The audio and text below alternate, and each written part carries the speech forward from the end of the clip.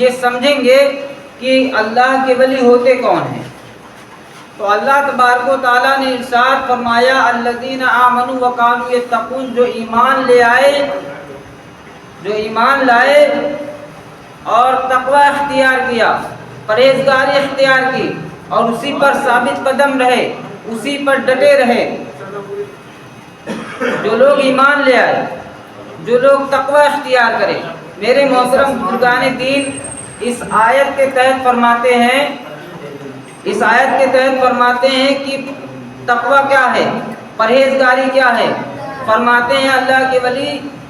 کہ پرہیزگاری یہ ہے کہ جس کام سے اللہ تبارک و تعالیٰ نے تمہیں منع کیا اس سے رک جائے، اور جس کام کو کرنے کا کہا گیا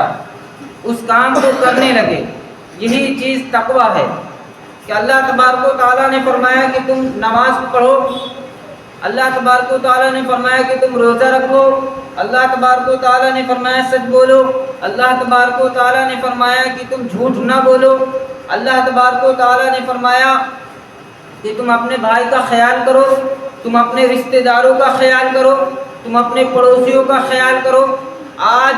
ہم اپنے اطراف میں دیکھیں کہ ہمارے نزدیک کتنے پریشان حال لوگ ہیں۔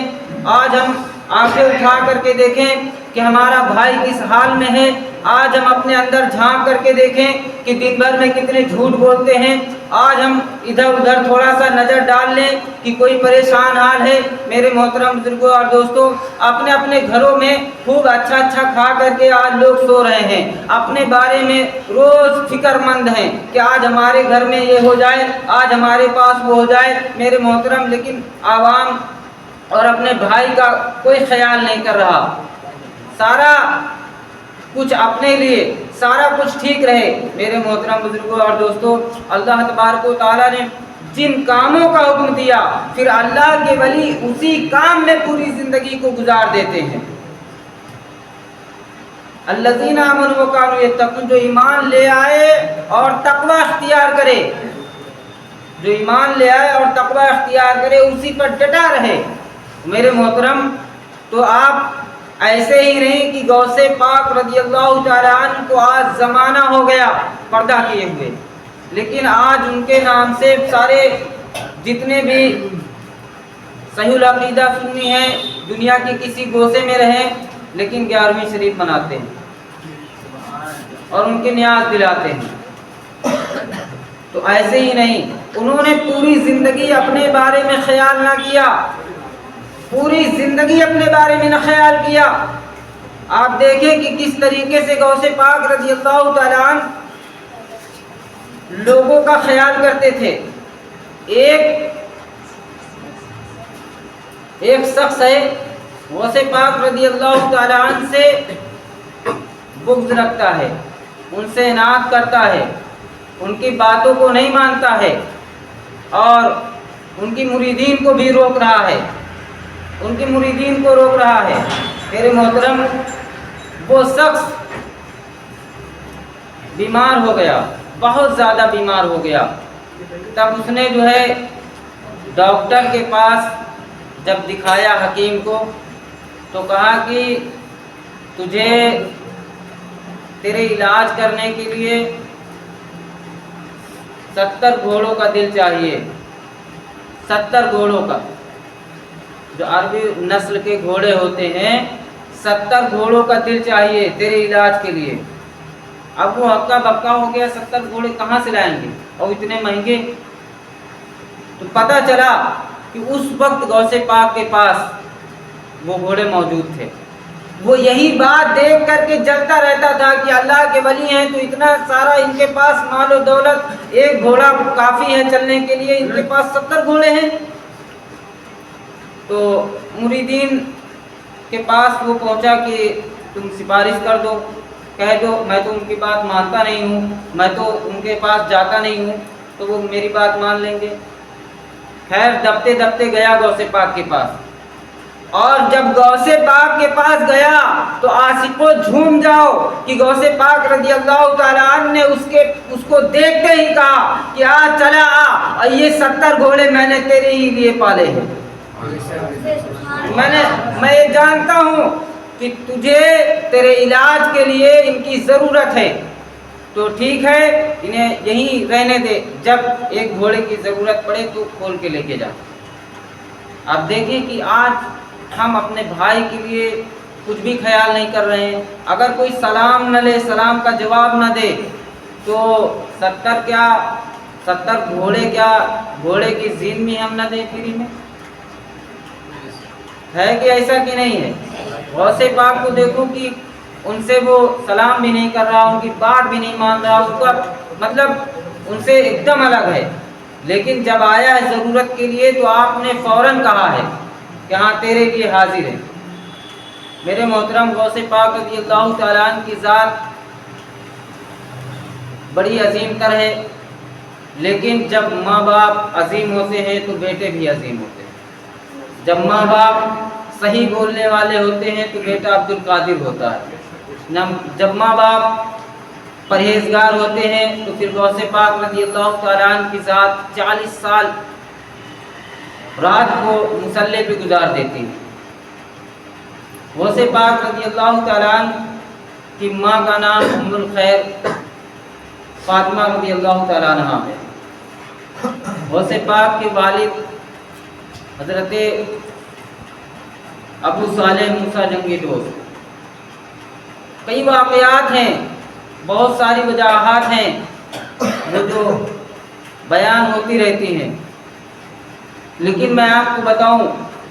کہ آج ہم ظلم و زبر کو دیکھ کر کے اپنی آنکھوں کو بند کر لیتے ہیں، گناہ کو دیکھ کے ہم وہاں سے گزر جاتے ہیں، لیکن حضرت ابو صالح موسیٰ جنگی دوست ایک دن راستے سے گزر رہے ہیں تو بادشاہ کے کچھ نوکر سروں پہ اپنے مٹکا لے کے جا رہے ہیں، مٹکا لے کے جا رہے ہیں تو آپ نے پوچھا کہ کیا ہے، تو کہا کہ کچھ نہیں، بس ایسے ہی شرکہ ہے، لے کے ہم جا رہے ہیں، اور بادشاہ کے ہم درباری ہیں، تو اس میں سے خوشبو تو آ رہی تھی، جو وہ مٹکے میں بھرا تھا وہ مٹکے میں شراب تھی، تو حضرت ابو صالح موسیٰ جنگی دوست ان تینوں مٹکوں پہ اپنی لاٹھی سے مارتے ہیں تو مٹکے سری پہ پھوٹ جاتے ہیں۔ انہوں نے فکر نہیں کی یہ کہ بادشاہ کے مٹکے ہیں یا کسی وزیر کے مٹکے ہیں، کسی کی بھی ہوں، بس یہ غلط ہے تو ہے، انہوں نے لاٹھی ماری، مٹکے ٹوٹ گئے، تو دربانیوں نے جا کر کے بادشاہ سے شکایت لگائی کہ ہم آ رہے تھے اور ابو صالح نے یہ کیا، مٹکے پھوڑ دیے، تو بادشاہ نے بلوا بھیجا۔ جب حضرت ابو صالح موسیٰ جنگی دوست رضی اللہ تعالیٰ عنہ بادشاہ کے دربار میں حاضر ہوتے ہیں تو بادشاہ نے کہا کہ تو کون ہوتا ہے، تو کون ہوتا ہے میرے مٹکے پھوڑنے والا؟ تو حضرت ابو صالح موسیٰ جنگی دوست رضی اللہ تعالیٰ عنہ نے فرمایا کہ میں محسن ہوں۔ کہا کس طرح؟ کہا کہ تم نے قرآن پڑھا ہے نا، قرآن میں اللہ تبارک و تعالیٰ نے ارشاد فرمایا کنتم خیر امۃ اخرجت للناس تأمرون بالمعروف وتنہون عن المنکر، کہ تم بہترین امت ہو،